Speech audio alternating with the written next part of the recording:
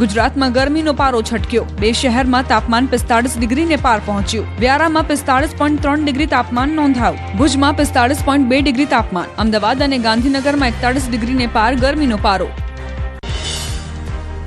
હોળીના દિવસોમાં હવામાન પલટાશે। 14 ને 15 તારીખે વાદળો ઘેરાશે। રાજ્યના કેટલાક વિસ્તારોમાં છાંટા પડશે। હવામાન નિષ્ણાંત અંબાલાલ પટેલે આગાહી કરી। ચાલુ વર્ષે હોળીના દિવસે પશ્ચિમનો પવન રહી શકે। આ વર્ષે ચોમાસું સારું રહી શકે છે। પવન પૂર્વ તરફનો હોય તો વર્ષખંડ વૃષ્ટિવાળું રહે। હોળીના આધારે હવામાન નિષ્ણાંત અંબાલાલ પટેલે આગાહી કરી। હિમાચલ પ્રદેશના ચંબા જિલ્લામાં બરફ હટાવવાની કામગીરી પૂરજોશમાં। હિમવર્ષાથી જનજીવન પ્રભાવિત થયું। આદિવાસી વિસ્તાર પાંગીમાં પ્રશાસને હેલિકોપ્ટરથી ખાદ્ય સામગ્રી પહોંચાડી અને બીમાર લોકોને સારવાર માટે કુલ્લુમાં ખસેડ્યા।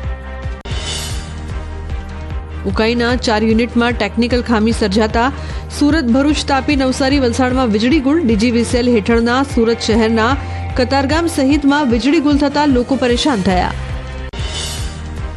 નવસારીના ગણદેવી, અમલસાડ, ટાંકલ વિસ્તારમાં વીજળી ગુલ। વીજળી ડોલ થતા પરીક્ષા આપતા વિદ્યાર્થીઓ મુશ્કેલીમાં મુકાયા। પરીક્ષા દરમિયાન છવાયો અંધારપટ। વિદ્યાર્થીઓ ગરમીમાં શેકાયા।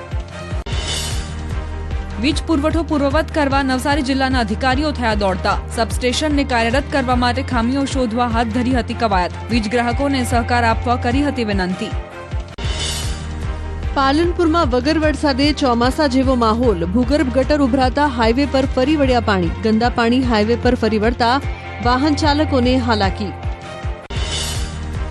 વડોદરાના ચોંકારી ગામે પણ વગર વરસાદે ઘરમાં પાણી ઘૂસ્યા। કેનાલમાં ગાબડું પડતા આસપાસના ખેતરો અને ઘરમાં પાણી ઘૂસ્યા। ખેડૂતોના પાકને નુકસાનની ભીતિ। સ્થાનિકોએ પણ ભોગવવી પડી હાલાકી। અખાદ્ય ખાદ્ય ચીજોના વેચાણમાં ભેળસેળને લઈને વહીવટી તંત્ર સતર્ક। વલસાડ પ્રાંત અધિકારીઓ દ્વારા બજારોમાં સરપ્રાઇઝ ચેકિંગ કરવામાં આવ્યું। કરિયાણાની દુકાનો અને મીઠાઈની દુકાનોમાં સઘન ચેકિંગ કરાયું। ઉનાળા પહેલા ઉત્તર ગુજરાતના ખેડૂતો ચિંતામાં મુકાયા। દાંતીવાડા ડેમમાં માત્ર 10% જ પાણીનો જથ્થો બચ્યો। ઉનાળુ સિઝનમાં ખેડૂતોને પિયતનું પાણી નહીં આપવાનો નિર્ણય કરાયો।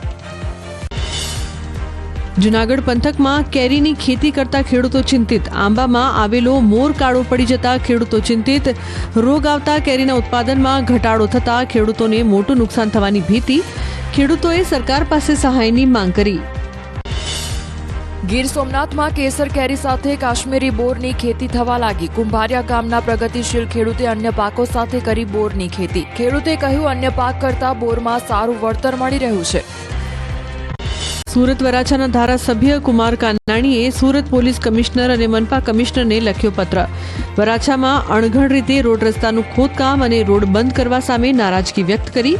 તંત્રની અણઘડ કામગીરીથી વાહન ચાલકો પરેશાન હોવાનો પત્રમાં ઉલ્લેખ। વડોદરામાં રેલવેમાં અપડાઉન કરતા મુસાફરોને ટ્રેનના અભાવે મુશ્કેલી। તહેવાર ટાણે જ બપોરના સમયે ટ્રેન ન હોવાથી હાલાકી। જો ગુજરાત એક્સપ્રેસ ચૂકી જવાય તો 3 કલાક સુધી રેલવે સ્ટેશન પર બેસવા મજબૂરી। વડોદરાની ટ્રી હાઉસ હાઈસ્કૂલની CBSE માન્યતા રદ। કેન્દ્રીય માધ્યમિક શિક્ષા બોર્ડ વિભાગે કરી કાર્યવાહી। બોર્ડની મંજૂરી વગર સંચાલકોએ શાળાને વેચી દેતા લેવાયો નિર્ણય। સંચાલકો સામે નોંધાયો હતો લેન્ડ ગ્રેબિંગનો ગુનો।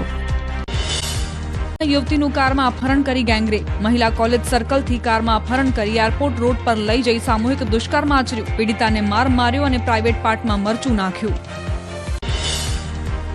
સામૂહિક દુષ્કર્મની ઘટનામાં પ્રેમ પ્રકરણ સામે આવ્યું। આરોપીઓના બંનેવીને પીડિતા સાથે પ્રેમ સંબંધ હોવાથી આચર્યું દુષ્કર્મ। પીડિતાના 1 વર્ષના પુત્રને મારી નાખવાની આપી હતી ધમકી।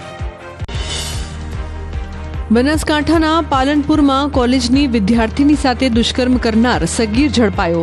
યુવતીનો અશ્લીલ વિડીયો વાયરલ કરતા પીડિતાએ 6 શખ્સો સામે નોંધાવી હતી ફરિયાદ। પોલીસે અન્ય આરોપીઓની શોધખોળ આદરી। ધંધુકાના છસિયાણા ગામમાં કપાસની ચોરી કરતા 3 ચોરોને લોડિંગ વાહન સાથે સ્થાનિકોએ ઝડપ્યા। 33,000ની કિંમતનો 12 મણ કપાસ કબજે કરી પોલીસને સોંપાયા। જામનગરમાં રેગિંગની ઘટનાના 5 દિવસ વીત્યા બાદ પણ કોઈ કાર્યવાહી નહીં। પોલીસને 9માંથી એક પણ આરોપી કે અપહરણવાળી કાર હજુ સુધી મળી નથી। આ કેસની તપાસ જે PSIને સોંપાઈ એ જ રજા પર। અમદાવાદમાં food safety and standard authority of ઇન્ડિયાના જોઈન્ટ ડાયરેક્ટરની કરાઈ ધરપકડ। ACBએ 25,000ની લાંચ લેતા અધિકારીની ધરપકડ કરી। ફૂડ લાયસન્સ આપવા માટે માંગી હતી લાંચ। લાખોની છેતરપિંડી કેસમાં આરોપી વિષ્ણુ પ્રસાદ શૃંખલાની ધરપકડ. દલાલ મારફતે સંપર્ક કરી અલગ અલગ વેપારીઓ સાથે આચરી હતી ઠગાઈ. 68.86 લાખથી વધુની કિંમતનો કાપડનો માલ ખરીદી કરી હતી છેતરપિંડી. રાજકોટની વોકહાર્ટ હોસ્પિટલ સામે ગંભીર આક્ષેપ. નાની સર્જરીમાં ફટકાર્યું મોટું જાયન્ટ બિલ. હાથમાં 7% બિલ આવ્યું. ₹1,60,000નું બિલ આપ્યું હતું. મેડિક્લેમ હોય ત્યારે હોસ્પિટલ દર્દીના સગાને પૂછી લે છે અને બાદમાં મોટા બિલ ફટકારતા હોવાનો આરોપ. પ્રધાનમંત્રી નરેન્દ્ર મોદીએ મોરિશસના વિરોધ પક્ષના નેતા George spear less John guard સાથે કરી મુલાકાત. પીએમ મોદી મોરિશસની 2 દિવસીય મુલાકાતે છે. પીએમ મોદી બીજી વખત મોરિશસના રાષ્ટ્રીય દિવસના મુખ્ય મહેમાન બન્યા. પ્રધાનમંત્રી નરેન્દ્ર મોદીને મોરિશસનો સર્વોચ્ચ રાષ્ટ્રીય પુરસ્કાર અપાયો. 2015માં પણ તેમને મળ્યું હતું સર્વોચ્ચ સન્માન. પીએમ મોદીએ મોરિશસની મુલાકાત દરમિયાન કરી અનેક મહત્વપૂર્ણ જાહેરાતો. ભારત મોરિશસમાં 100 કિલોમીટર લાંબી પાઇપલાઇનનું આધુનિકીકરણ કરશે. બંને દેશો વચ્ચે સંરક્ષણ સહયોગ, દરિયાઈ સુરક્ષા, ડિજિટલ આરોગ્ય અને શિક્ષણના ક્ષેત્રોમાં સહયોગ વધારાશે. મોરિશસમાં Atal Bihari Vajpayee institute of public service and ઇનોવેશનનું ઉદ્ઘાટન. પ્રધાનમંત્રી નરેન્દ્ર મોદીના હસ્તે કરાયું ઉદ્ઘાટન. ભારત મોરિશસે વ્યૂહાત્મક ભાગીદારીને પ્રોત્સાહન આપવા માટે 8 કરારો પર હસ્તાક્ષર કર્યા.